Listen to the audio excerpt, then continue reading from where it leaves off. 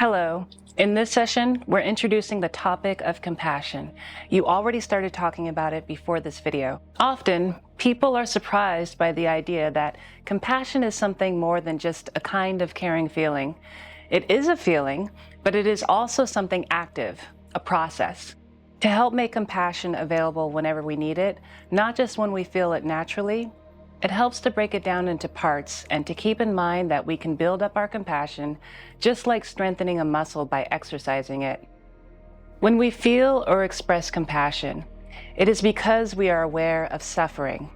Suffering can happen when something difficult or painful comes up, or when we simply feel that we aren't happy with things as they are.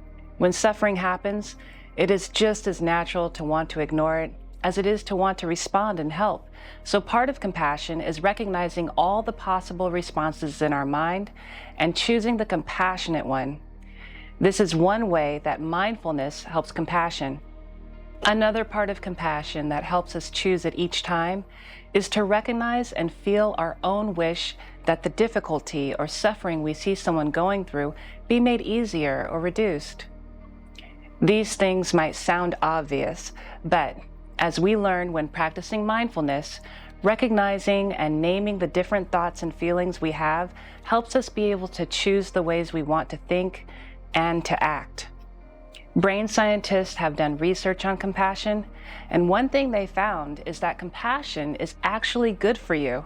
When you respond with compassion, your brain is active in some of the same ways it is when you do something that makes you feel good or when you feel appreciated by others.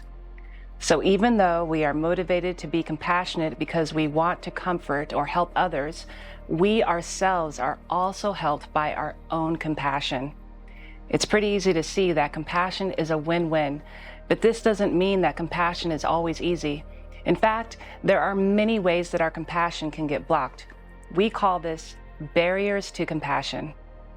When you're a caregiver, you probably feel things like frustration, disappointment, guilt, overwhelm, and tiredness, or even exhaustion on a regular basis. These things are not anyone's fault. They are just part of what it's like to be human, and especially are part of being a caregiver. When you are feeling really tired, or when you get frustrated, when those normal challenges come up, it makes compassion more challenging too. It doesn't mean compassion is impossible, and it definitely doesn't mean that you are not a compassionate person, but it can make it harder to access the compassion you have. When this happens to us, and it's almost guaranteed to happen to everyone sometimes, it is extra important to remember one part of compassion we haven't talked about yet: compassion for ourselves. Being compassionate towards ourselves is just as important as being compassionate towards others. And when we struggle to feel compassion for others, it is the perfect time to offer some compassion to ourselves, to bring kind awareness to our own suffering, just the same way we do for the ones we love. Compassion towards ourselves, or what we call self-compassion, can be really challenging. Many caregivers are hard on themselves and are so used to always thinking of the person they care for before considering themselves that they don't feel comfortable with even the idea of self-compassion. Some examples of self-compassion are stepping out of a difficult situation to take a break, reminding yourself that you are not alone in your suffering, extending kindness to yourself in moments of suffering. Many people dismiss self-compassion and think it is just another name for being lazy or doing whatever we want all the time. Later in this session, your facilitator will lead you through a self-compassion exercise where you'll have the chance to experience for yourself that it is not lazy or an escape from anything, but a practical, honest way to accept yourself and to give yourself comfort and encouragement whenever you need it.